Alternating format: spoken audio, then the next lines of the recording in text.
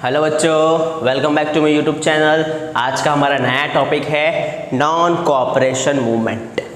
Okay, Ottoman empire के साथ जो हुआ उसकी वजह से जो है वो गांधी जी ने और शौकत अली और मोहम्मद अली दोनों भाइयों ने मिलके एक कमेटी की शुरुआत की। उसको बोलते हैं खिलाफत कमेटी, हिंदू और मुस्लिम को एक साथ लाने के लिए गांधी जी ने यहाँ पर मूवमेंट की शुरुआत करते हैं। साथ में वो है नॉन कोऑपरेशन मूवमेंट। इसके बारे में हम लोग ने पिछले वीडियो में डिस्कस किया हुआ था। अब बात करते हैं यहाँ पर कि एक्चुअल में नॉन कोऑपरेशन मूवमेंट है क्या।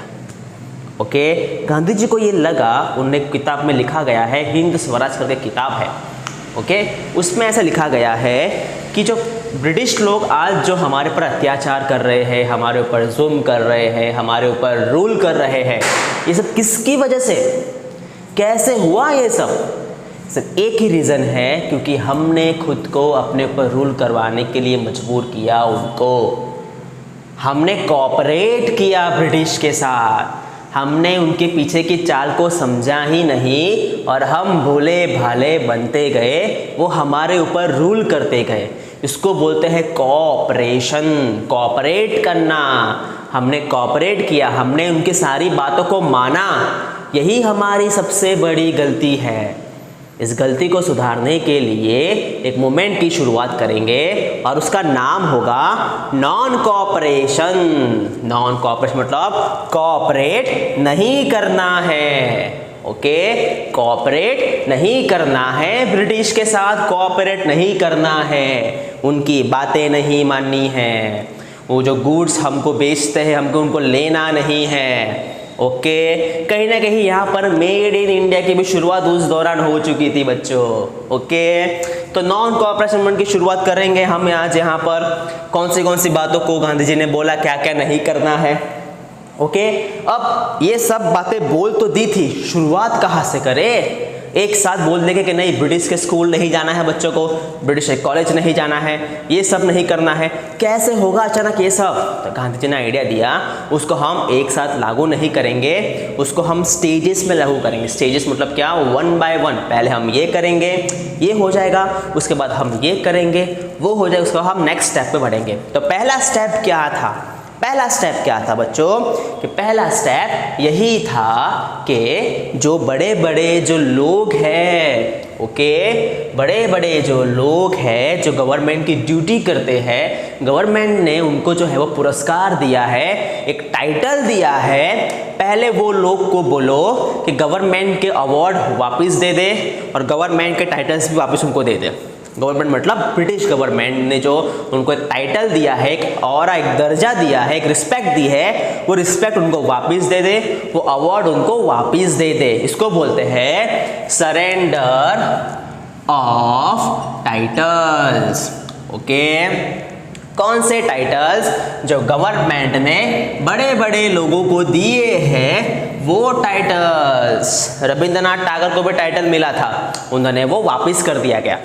ओके, पढ़ेंगे उसके बारे में, हम आगे पढ़ेंगे, धीरे धीरे पढ़ेंगे, ठीक है। और जो लोग सिविल सर्विस में हैं, सिविल सर्विस में हैं, वो अपनी नौकरियां छोड़ दे, नौकरी छोड़ दो भाई। सिविल सर्विस, जो भी इंडियंस है जो सिविल सर्विस में है वो नौकरी छोड़ दो भाई, ब्रिटिश के साथ काम नहीं करना है। ओके, आर्मी छोड़ दो, आर्मी वाले आर्मी छोड़ दो, ब्रिटिश के आर्मी में नहीं रहना है, बाहर आ जाओ, बाहर आ जाओ।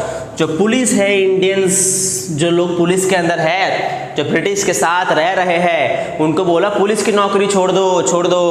ओके, फिर कोर्ट है, जो इंडियंस कोर्ट में काम करते हैं, जो ब्रिटिश के लिए काम करते हैं, जुडिशरी में है, उनको बोला भाई कोर्ट छोड़ दो, छोड़ दो। ओके, और जो लेजिस्लेटिव काउंसिल्स है, जो रूल बनाती है हमारे लिए ब्रिटिश गवर्नमेंट के दौरान, उनको बोला कि तुम अपनी मेंबरशिप छोड़ दो वहाँ से, अपनी सीटें छोड़ दो वहाँ से, लेजिस्लेटिव काउंसिल से।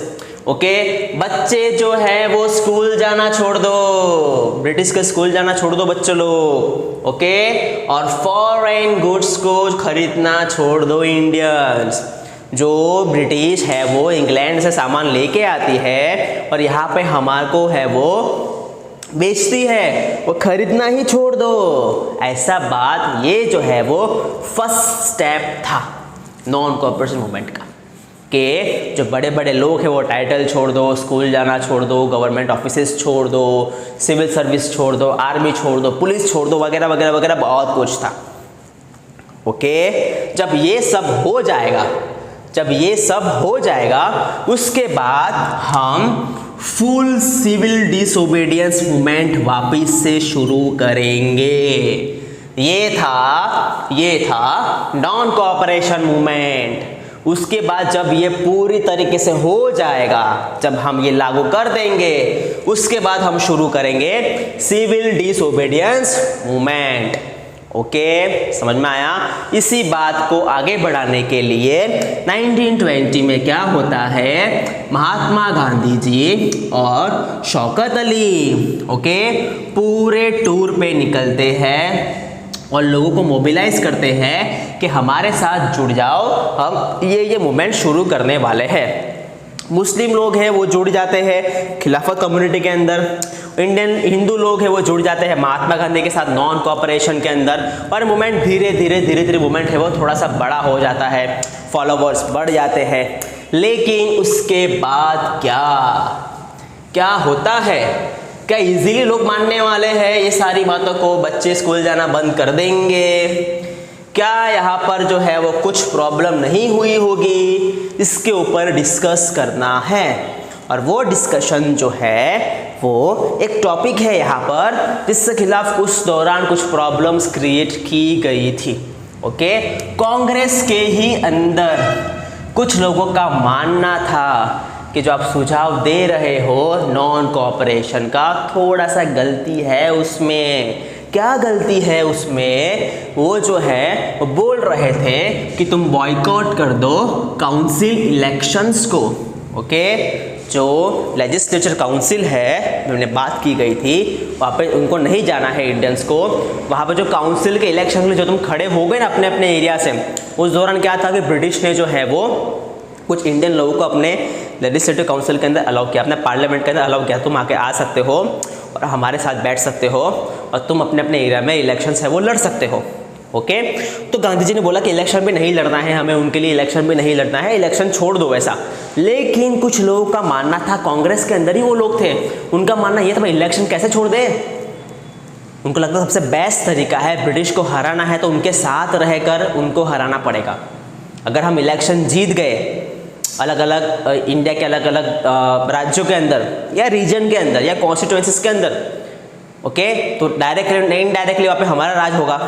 अगर हमने अपना राज बढ़ा लिया, धीरे धीरे हम लोग ने और जगह पे इलेक्शंस लड़े, एक टाइम ऐसा आएगा जब पूरे हिंदुस्तान में सिर्फ इंडियन लोग सी इलेक्शन जीतेंगे, तो ब्रिटिश को अपने आप जाना पड़ेगा। तो ये सब स्टोरी कुछ उस दौरान डिस्कशन चल रहा था महात्मा गांधी की तरफ से और जो कांग्रेस के लोग थे उनकी तरफ से। वो लोग, महात्मा गांधी बोल रहे थे भाई इलेक्शन मत लड़ो, छोड़ दो, ब्रिटिश का कुछ करना ही नहीं है। लेकिन ये लोग सोच रहे थे कि नहीं नहीं नहीं नहीं नहीं, इलेक्शन लड़ेंगे, ये भी एक तरीका है लड़ाई लड़ने का। थोड़ा सा यहाँ पर जो है वो झगड़ा मत मुटाव होने लगा गांधी जी के लेकर और कांग्रेस को लेकर। यहाँ पर वही हुआ, ठीक है। और इन सब की वजह से जो है वो सितंबर में और दिसंबर में कोई मीटिंग जो है होती नहीं है और इंटेंस टशल होता है कांग्रेस के अंदर। ओके, थोड़ा सा मन मुटाव होता है। ओके, कोई मीटिंग नहीं होती है, ठीक है, कांग्रेस के लीडर से कोई मीटिंग नहीं होती आपस में, ठीक है, ना अपोनेंट्स मिलते हैं ना सपोर्टर्स मिलते हैं, थोड़ा सा शांत गिरा चल रहा होता है।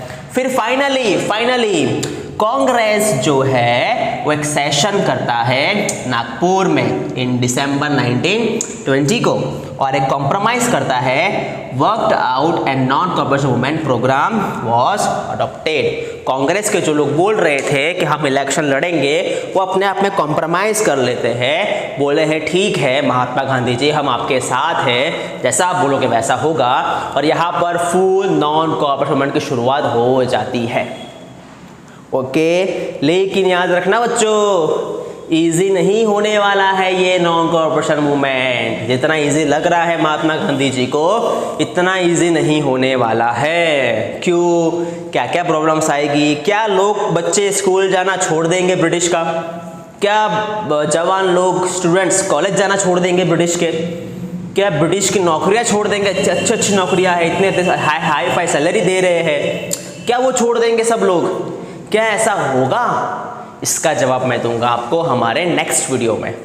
ओके बच्चों, समझ में आया आपको ये टॉपिक? आई होप आपको ये टॉपिक समझ में आया हो बच्चों। ठीक है, अगर आपको मेरा लेक्चर अच्छा लगा हो प्लीज़ ये वीडियो को सब्सक्राइब कीजिए, उसको और शेयर कीजिए, ताकि जो है वो पूरे इंडिया के जो बच्चे हैं ओके उसको समझ सके, पढ़ सके। एंड बच्चों happy Diwali to all of you. Okay, मिलते हैं नेक्स्ट वीडियो के अंदर।